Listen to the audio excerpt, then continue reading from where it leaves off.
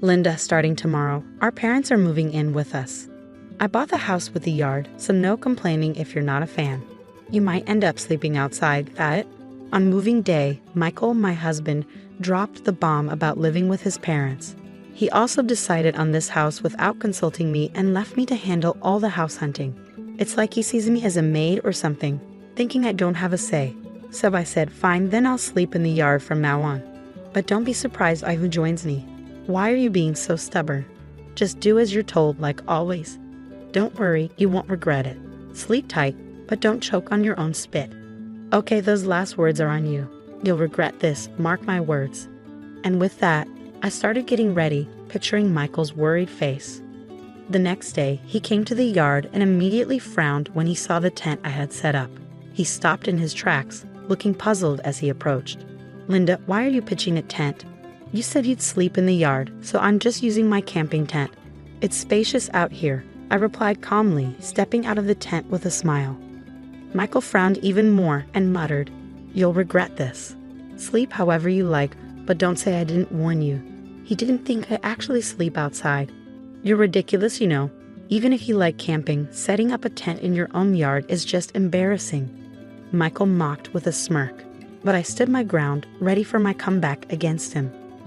My husband still had that smirk on his face, but inside I was quietly amused. Just then, my in-laws arrived. They seemed taken aback by the sight of the tent, whether they understood what was going on or not.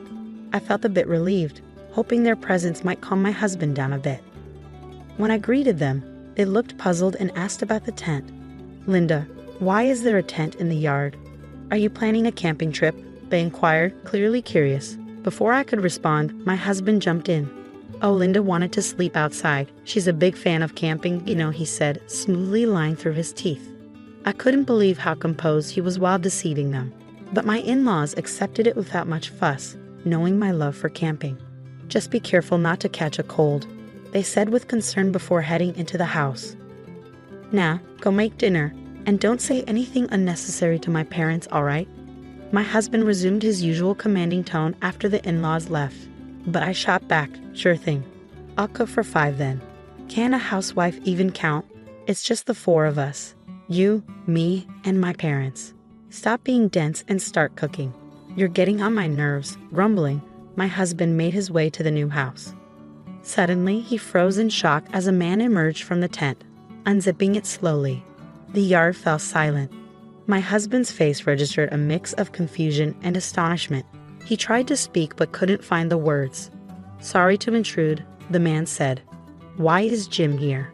What's happening? This man was my husband's boss, Jim, someone my husband couldn't underestimate. It was understandable that he was taken aback to see Jim coming out of the tent where I had slept. Could it be that Linda and Jim are having an affair?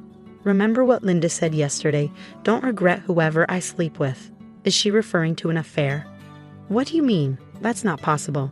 Jim just got here about 30 minutes ago. I also enjoy camping. I was simply waiting in the tent until Masayoshi woke up, my husband explained, his face draining of color as if he could hear the gravity of the situation. Our private conversation had been overheard by Jim. I had heard from Linda before, but I didn't want to believe until now that you were hiding your true nature and mistreating your wife. Jim spoke slowly and calmly, but his words carried a hint of anger towards my husband. Panic swept over my husband's face, and his body began to tremble. No, that's not it. I was just being a bit firm. It's not mistreatment or anything. Just firm, he stuttered, but it didn't seem convincing to me. There was a clear tone of malice and superiority in his words. What had Linda done to deserve this? Jim's voice grew increasingly heated, causing my husband to shake even more. The arrogance he had displayed earlier, mocking me, had vanished. He seemed like a mouse cornered by a cat, frozen in fear. I can't believe this, Michael. You do great work at the company, but to treat your wife like this, I'm frankly disappointed. I never meant to mistreat my wife. I've just been stressed lately with work not going well, and I guess I took it out on her, my husband said, sweat dripping down his face as he searched for excuses, his mind racing. Despite what Jim said earlier, my husband was highly respected at work, not just for his job performance, but also for his character. If you didn't know better, you wouldn't believe he could treat his wife poorly. But both Jim and I knew the truth, all the things my husband was hiding.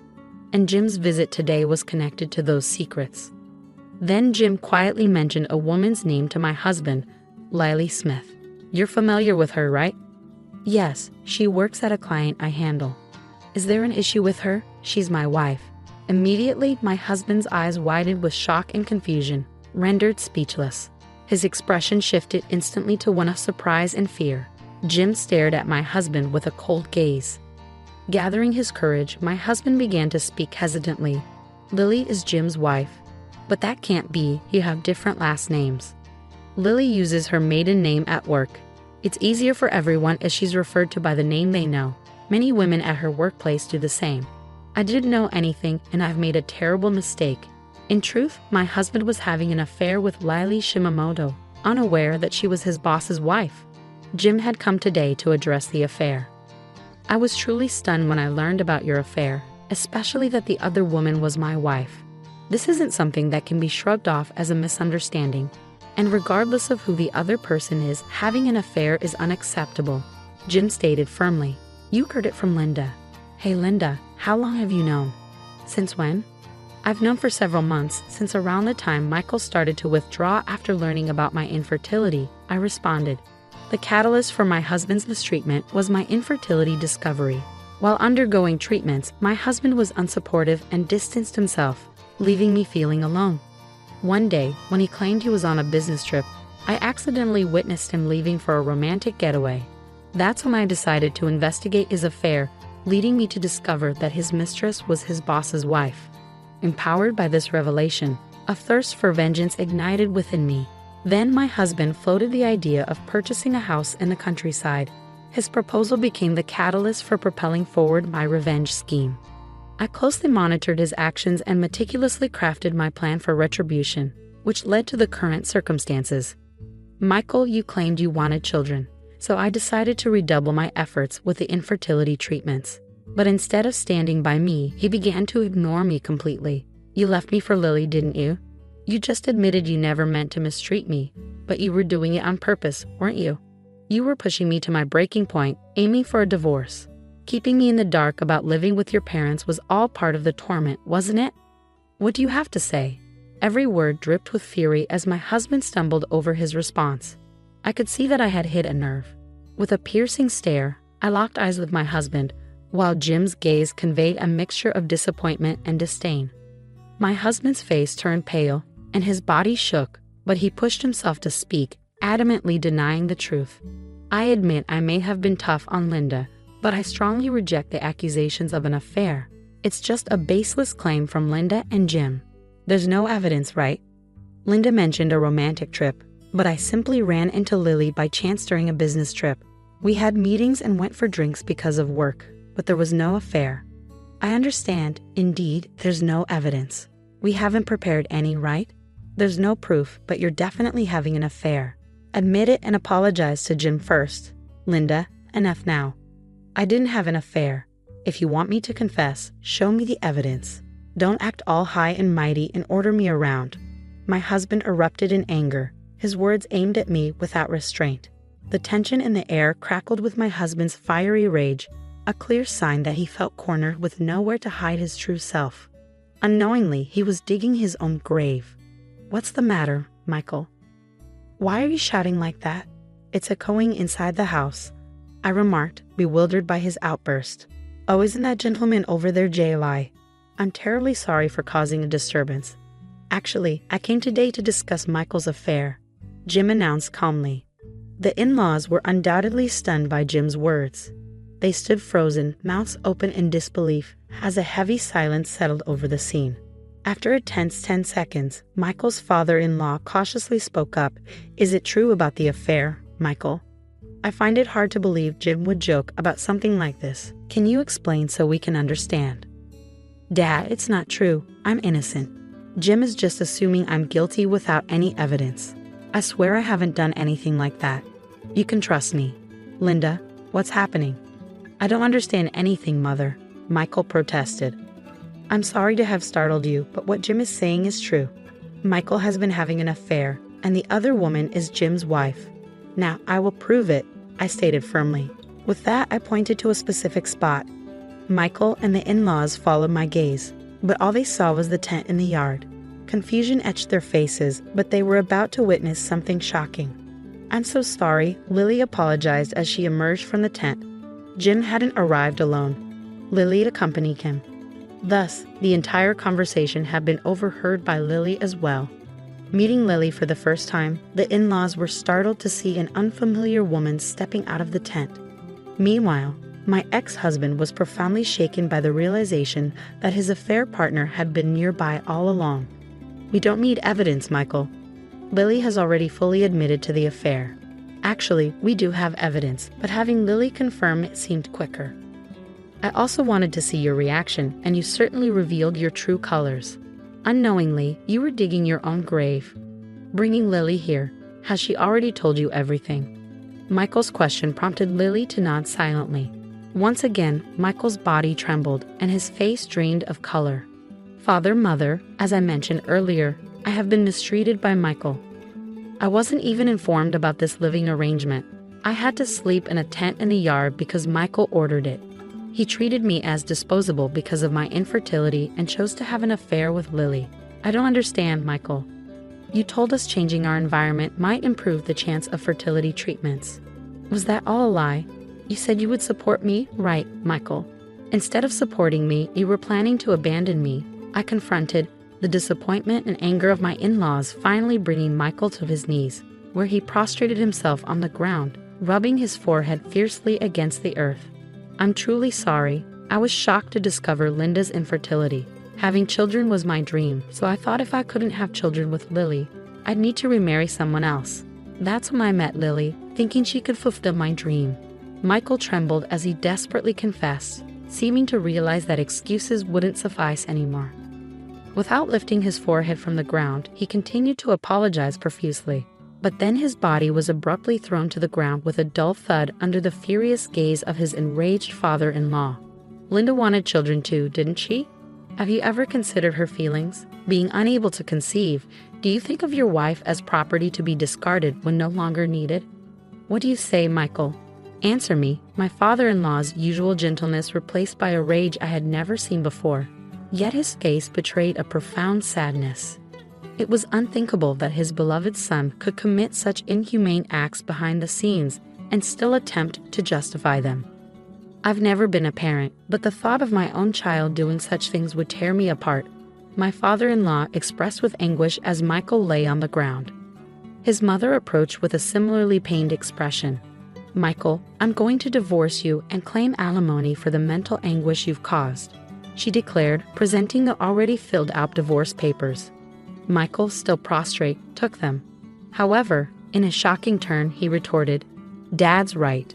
A wife is just property to me, disposable when no longer needed. Clearly, it's all Linda's fault. Had I known about her infertility, I wouldn't have married her.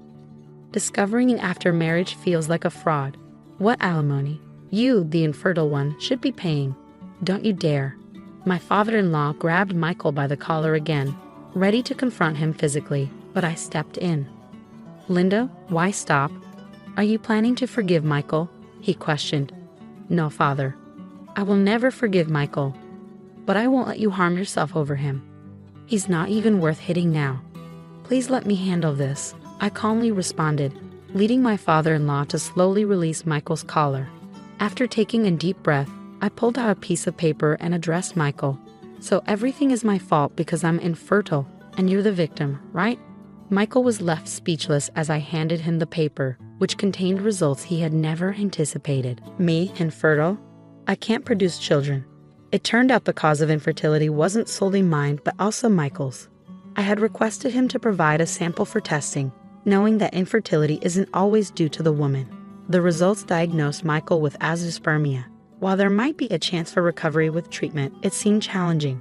I had intended to inform Michael, but he was too preoccupied with his affair to engage in a proper conversation with me. Ironically, now was the first time we truly confronted each other after so long. "I don't believe this. Is this some kind of setup by Linda? Trying to frame me? It won't work," Michael protested. "It doesn't matter if you don't believe it. You'll eventually come to understand. My only desire is to sever ties with Michael and ensure he faces the consequences he deserves." Now, sign the divorce papers quickly, I urged. Are you serious? With that tone, it's gotta be a lie. Tell me it's a lie. Michael repeatedly reviewed the test results, his head in his hands. Jim, the in-laws, and I could only sigh deeply at his state. Lily appeared to be filled with regret as well. Leaving Michael behind, we stepped away from the new house, and Jim and his wife returned home to discuss further. The in-laws then apologized to me, expressing their regret. We might not have been aware, but we failed to see the pain Linda was going through. We don't expect forgiveness, but this is how we feel. We will do whatever we can for you. Even if you divorce Michael, we will always be on your side and ensure he takes responsibility. Just wait and see. There was no need for you to apologize. I was at fault too for not speaking up sooner and allowing myself to be pushed around. Plus, I almost caused you both a lot of trouble because of me.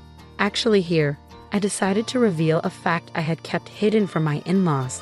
I confessed, surprising them. But they chuckled at my thorough preparation, murmuring, "It's all Michael's doing." After finalizing the divorce with my husband, I returned to my parents' home. It didn't take long before I received frantic calls from my ex-husband. "Linda, what's happening? This is all you're doing, isn't it? Answer me." His voice left no room for negotiation. Even over the phone, I could sense his sheer desperation.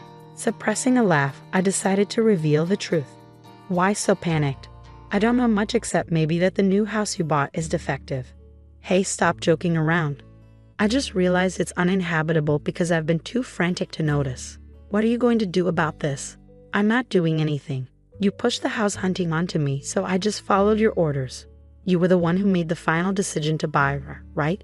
Is there a problem?" The decision to purchase the house with a yard was solely made by my husband, yet he dumped the entire search on me. At that point, I had already considered revenge, leading to my strategy of making him live in a defective house. You can check online for signs of a defective house, like uneven floors, ceiling checks, and door and window operations.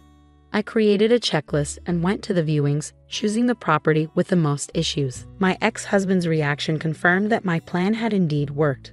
The only miscalculation was his secret plan to live with my in-laws, which could have caused them great trouble.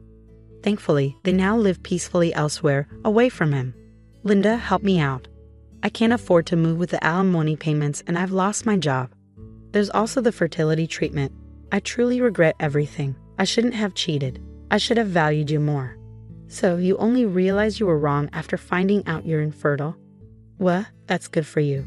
You should reflect on your regrets and start over. Good luck living alone." Wait. Weren't we married? Don't abandon me, please. Listen to me." His self-centered remarks nearly drove me to explode with anger. Done with him, I found any further interaction merely troublesome. Yet, I had to make my point clear. A wife is not property to be discarded when no longer needed, Michael. You said that, remember? Let me reiterate, you are no longer needed in my life. You're expendable. Live with your regrets forever. Goodbye. I could still hear his voice through the phone, but I hung up without a second thought and blocked the number. He probably learned the hard way that some actions are irreversible. As for me, I started a blog and created videos about camping, enjoying a side income while engaging in my hobby.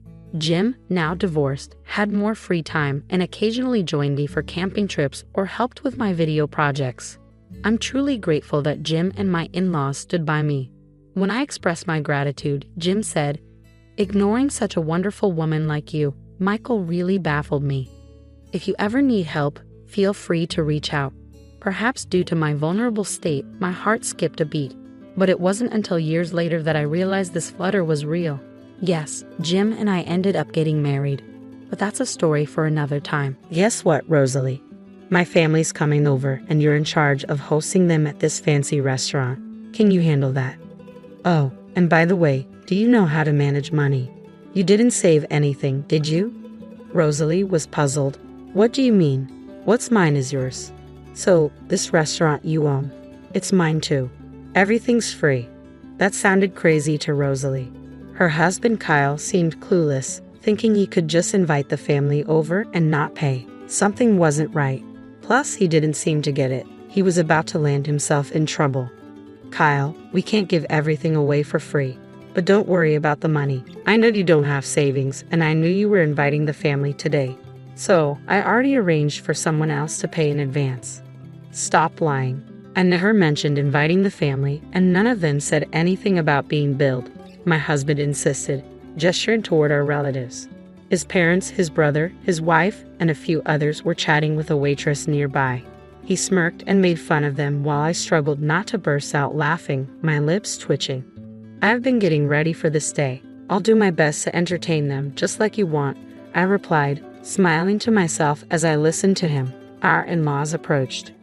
Hi, Rosalie. We're here to visit today. What a lovely place this is. Everyone seems to be having a great time, they said warmly, their demeanor a sharp contrast to my husband's. Mom, Dad, thanks for coming. Rosalie's happy you're here. Today's on me, my husband said casually, even though he planned to eat for free. He lied effortlessly, not just to his parents, but probably to his brother and other relatives too. He's lied before, but he's so confident he won't get caught because everyone sees him as the perfect son. Rosalie's really been excelling. She took over the restaurant from her late parents and has been running it impressively. It wasn't easy at first, but she turned things around. She's my pride and joy, he boasted to his parents, deliberately praising me, his pride and joy, to deceive them. But in reality, he barely sees me as more than a maid. As he spoke, my in-laws turned to me, nodding in approval. They've always recognized my efforts since the beginning of our marriage. Their kindness shone through their eyes. Meanwhile, my husband subtly changed his expression, silently warning me to keep quiet. Rosalie's been working hard, and Kyle's doing well too. Everything's going smoothly at Brown Trading, right? Your salary's been increasing, hasn't it? They asked. Yeah, that's correct. I'm respected at Brown Trading, and my boss has high hopes for me. I aim to lead my team through actions and results, and I'll keep up the good work, my husband replied confidently. That's our son, all right. Spending $155,000 like that isn't something just anyone can do, his parents remarked proudly, but my husband's expression darkened slightly at that moment. Today, we have 15 relatives dining with us, including my in-laws and brother-in-law's family. It's $11,000 per person, totaling $115,000. I calculated silently, knowing my husband was trying to get it all for free, unaware of the cost. When he realized it was pricier than he thought, he quickly regained composure to avoid exposing his lie. This one's on me, everyone. It's the least I can do. I just got my bonus, so no worries at all. Leave it to me, he declared, puffing up his chest as the in-laws chuckled softly. Checking the time, it was 6:00 p.m., so I guided my husband and in-laws to their reserved seats. The other relatives followed suit. Just as they were settling in, my husband shot me a creepy grin. An hour later, I approached their table in the banquet room. They were enjoying themselves, oblivious to the surroundings. Feel free to order more, everyone. It boosts restaurant sales, and Rosalie will be delighted, so go ahead, my husband encouraged, each word accompanied by a flurry of extra orders. With the banquet meals and additional orders, the bill had surpassed $20,000. Everyone assumed my husband, a corporate elite with a hefty income, was treating them. While some hesitated, my husband seemed to push them to order more. That's when I decided to set the record straight, loud enough for all to hear. Since it's Kyle's treat, I had $60,000 transferred yesterday, so everyone, please enjoy yourselves without holding back, I announced, causing a buzz of surprise among the relatives. $60,000. Classic Kyle, were words of almost admiration that flew around. While the relatives reacted like this, my husband wore a bewildered look, clueless about what was going on. I didn't miss his expression and added a line to start my counterattack. Well, the $60,000 isn't for the food. It's for alimony, actually, I stated, causing puzzled looks among the buzzing relatives. Alimony, Kyle? What's this about alimony? One of them asked. No, I don't know about any alimony. Sometimes Rosalie jokes around, so please don't mind her. Come on, Rosalie, don't upset everyone with jokes like that. My husband tried to brush it off, but he was clearly the most troubled. His face was smiling, but his eyes told a different story. The way he looked at me was terrifying. But it wasn't done. Kyle, you're the one making uncomfortable jokes here. I think it's time the family knew that, right? I said firmly, handing him a piece of paper and a bank book. As he examined them closely, his face turned pale. The alimony is for cheating.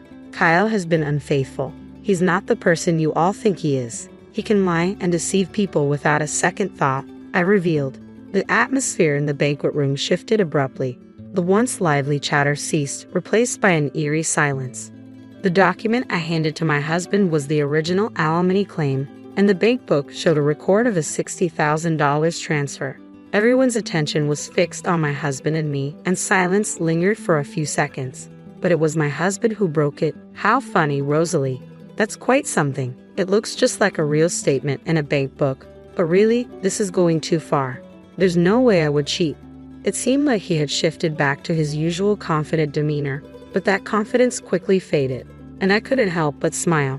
"What are you talking about, Kyle? You're the one who's gone too far. Not only cheating, but also trying to bully me into eating for free, lying to all the relatives that it's your treat. That's too much of a joke. Correct yourself quickly, everyone. Don't take Rosalie's words to heart." Without needing to say anything, the relatives seemed unable to believe it outright, and no one spoke up. I didn't react to my husband's words either, just watching his actions closely. Gradually, he started to panic. That's when he tried to get his parents on his side. "Dad, Mom, tell her to stop these senseless jokes at a time like this." "Ah, yes, everyone calm down and listen to me," his dad began. "Rosalie isn't making any senseless jokes. She's just stating the facts. It's undeniable that Kyle has been unfaithful, and she's not threatening Rosie. He's trying to get today's meal for free too." "What are you two even saying? Are you taking what Rosie said seriously? That's not funny at all," my husband protested, but his parents seemed convinced. "The only thing that's not funny is this situation. We've come here knowing everything to confront you," I declared. Yes, I had already confessed everything to my in-laws, revealing how my husband uses his outward kindness to play the dutiful son while behind the scenes, he's up to no good. Even as we waited for our reservation time, he tried to deceive his parents, but they saw through his lies. Enough. I would never deceive everyone. You're ruining the good mood we had, Rosalie. What are you going to do about this? My disclosure and having the in-laws on my side were completely unexpected for him. He visibly started to lose his composure, standing up and glaring at me intensely, as if he might lunge at me any moment. "Come on, brother. Calm down.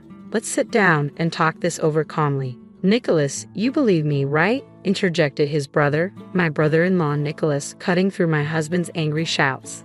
Nicholas, busy with his own job, was attending today with his wife Yasmin. I knew Nicholas and my husband had been close since before I started dating him, and he is as gentle and consistently smiling as the in-laws.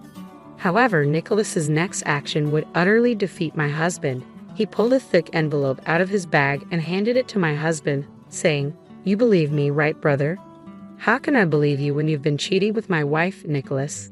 "You what?" My husband's accusation hung heavy in the air as Nicholas handed over the envelope. Inside was a report on the infidelity investigation. It turns out my husband had been cheating with Nicholas's wife, Yasmin. Just before my father-in-law had said, "We've come here knowing everything," and by we, he meant the brother-in-law's family too. And it turns out, I learned about my husband's infidelity thanks to Nicholas. Hesitantly, my husband checked the contents of the envelope, turning pale as a ghost. Inside were numerous photos of him cheating with Yasmin. Pictures of them dining at a fancy restaurant, looking into each other's eyes. There were photos of them being cozy in a car and others of them embracing and kissing in front of a hotel. There's no way he could just say they were just going out.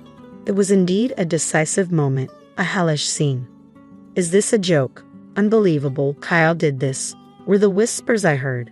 The relatives around us were in turmoil, and the banquet hall buzzed in a whole different way. For my husband, it couldn't have gotten any worse. He was completely flustered now. No, wait. This investigation report is fake. The photos must be doctored because I haven't cheated with Yasmin. We didn't cheat, right? He pleaded, trying to enlist Yasmin's support in his last-ditch effort. Immediately after Yasmin, now the center of attention, bowed deeply to the floor in full prostration. "Everyone, I am terribly sorry. I have had an affair with Kyle." Yasmin's confession stunned the room. My husband in particular was visibly shaken. He hadn't anticipated Yasmin fully admitting to the affair. He had been insisting the alimony bill and the bank book were fake, only thinking of himself and taking me for granted. He couldn't have imagined this. Yasmin's earnest apology captivated not only my husband but also the rest of the banquet hall. But it wasn't just my husband who was affected. All the relatives were stunned by Yasmin's admission. As her forehead remained on the floor, she slowly began to speak. It really was just a fling. Nicholas is a wonderful husband, but, well, it lacked excitement, you might say. Just doing housework and waiting at home for Nicholas to return, I started to feel like my life would forever be the same. And suddenly, I got bored. When I approached Kyle, he was happy to go along. Everyone listened in silence to Yasmin's voice, mixed with regret and reflection. As she raised her head and revealed more truths, I tried to end it immediately, knowing it was wrong. But Kyle got serious about it. He threatened to expose everything if I tried to break it off. I know it sounds like an excuse now, but I am truly sorry. Yasmin's confession left the relatives staring in disbelief at such a lack of morals. Yasmin had initiated the affair, and though she was threatened, it's hard to completely sympathize with her. But she came here today to admit her mistakes and apologize, which is somewhat redeemable.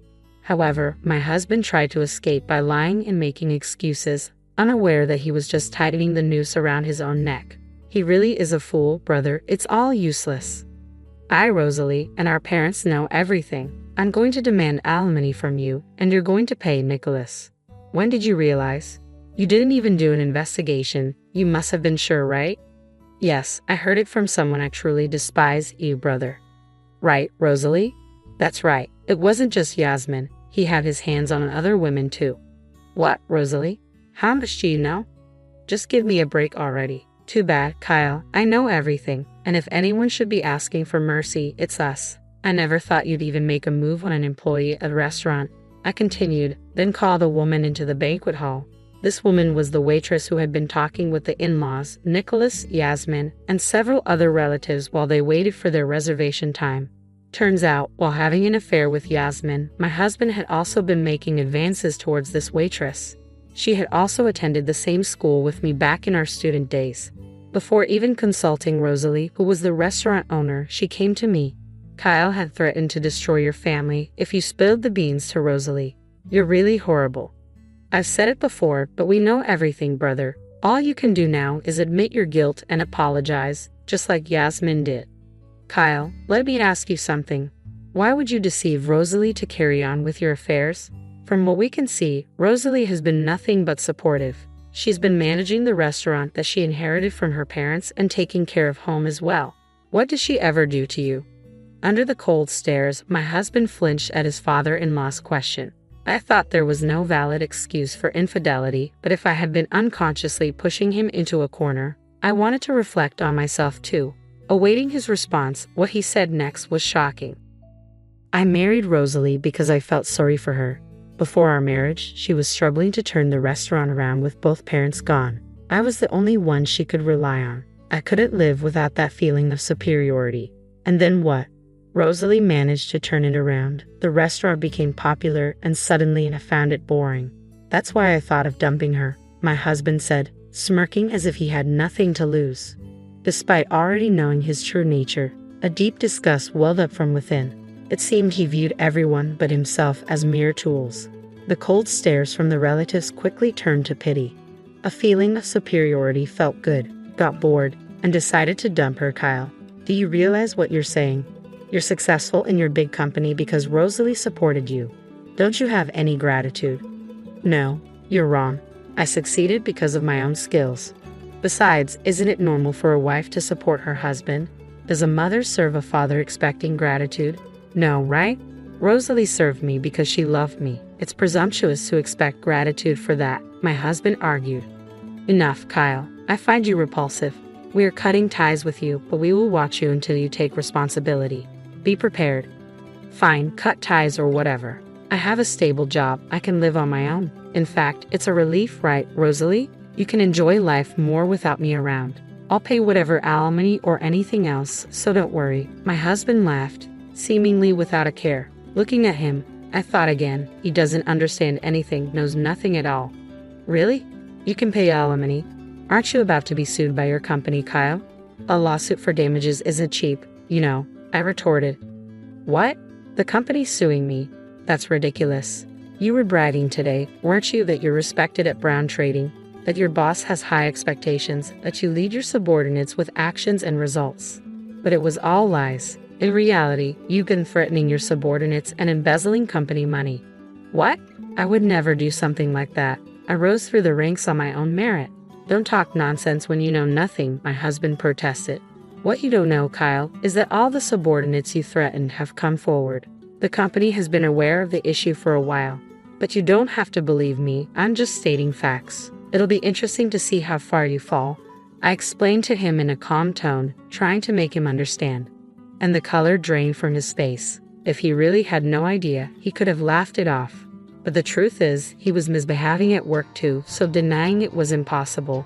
Seeing the realization dawn on him, he quickly turned pleading. Rosalie, you're right. I knew nothing. I'd only said those things because I wanted to leave. Please continue to support me if we divorce now. I stopped him right there. Don't say anything more.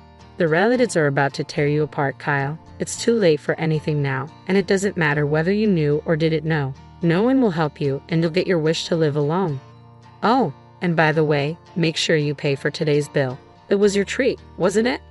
The moment I said this, Kyle collapsed to his knees. No one reached out to help him. Today, after threatening me, deceiving the relatives to get a free meal, he finds himself unable to get off scot-free. Afterwards, I filed for divorce, and Kyle was sued by his company. Kyle ended up incurring a significant amount of debt. The reason Kyle had no savings despite dealing with brown trading was that he was footing the bill for entertainment expenses with the employees. However, this entertainment was merely a pretext. In reality, Kyle was just squandering money at nightclubs. Given that Kyle, who had a high-paying job, had no savings, it's clear he had been recklessly spending his money. This was entirely Kyle's own doing, so he should have dealt with it himself. But instead, he asked for help from his in-laws and Nicholas's family. Of course, no one was willing to help. Kyle had defiantly claimed he could live on his own and even laughed off being disowned. So it's no surprise, yet Kyle continued his futile attempts and kept sending messages to my smartphone incessantly. I was wrong. I shouldn't have cheated. I regret it. Please help me. The messages clearly showed he was desperate, but it felt like just another act, given his history of deceit and manipulation. It's hard to believe him still. I have not blocked Kyle's contact. I've left it unblocked so that I can receive his messages. I want to see what becomes of a person who has only thought of himself and demeaned others around him. It's uncertain what will happen to Kyle now that he has hit rock bottom. One thing I do know is that unless Kyle truly repents and changes himself, he will not be able to climb out of this pit. That much I am sure of. Rosalie, I am truly sorry for what my brother has done. It's irreparable. Nicholas apologized to me after divorcing Yasmin. The in-laws who came with him also deeply bowed their heads. I am a failure as a parent. I can't believe I didn't see my son's true nature sooner. If only I had realized earlier, this wouldn't have happened. Kyle took advantage of your kindness, Rosalie, and did whatever he wanted. It was our responsibility to stop him. You all don't need to apologize. If anything, I am grateful. I had no one else to rely on, no parents or relatives. So thank you for always being on my side. From the beginning of our marriage, the in-laws and Nicholas had been my allies. That I was able to turn around the inherited restaurant was possible only with their support. They are genuinely kind and always smiling. They showed such fury on my behalf that was incredibly comforting to me, who is utterly alone. I will never forget this.